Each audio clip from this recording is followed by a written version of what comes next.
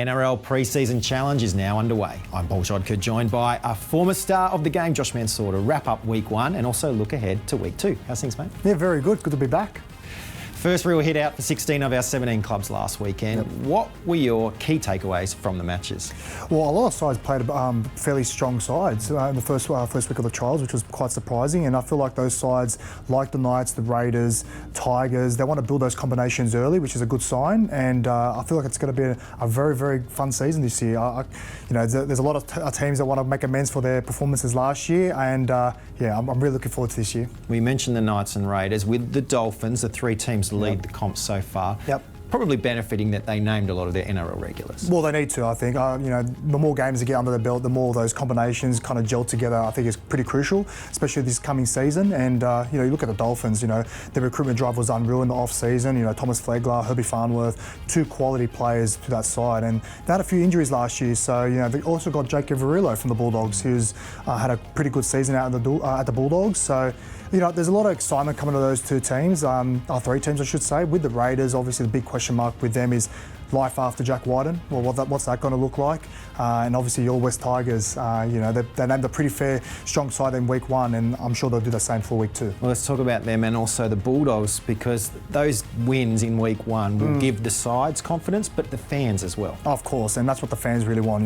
They get a bit of insight in their team early in the season, and with the West Tigers and the Bulldogs, two teams were at the bottom of the ladder last year. They definitely want to come into this year and have a pretty strong performance, particularly in the early games. Yeah. Well, let's move to week 2 now. Vegas clubs aside, most teams have picked near full-strength squads. So there's going to be some great matchups. First of all, a doubleheader at Belmore Oval on Friday night, and the Dogs taking on the Sharks. Heart of Belmore, how good. Everyone loves a Friday night game in Belmore. It'll be pretty exciting. I know the Bulldogs will have a pretty strong side. You saw last week against the Melbourne Storm, and we all got to see Bronson Cherry for the first time and what he's going to possess for that team. And you look at the Bulldogs, they've got a star backline. It's going to be a 1 to 5, like Blake Taff at the back, new recruit from South Sydney Rabbitohs, very safe. Energizer Bunny, I like to call him, and he's definitely going to provide a lot of energy for the Bulldogs. And I feel like there's a lot of excitement building in Belmore, and I feel like the fans deserve it as well. So it's going to be exciting for them. Yeah. Saturday, the Storm take on the Knights in Fiji. It's so exciting.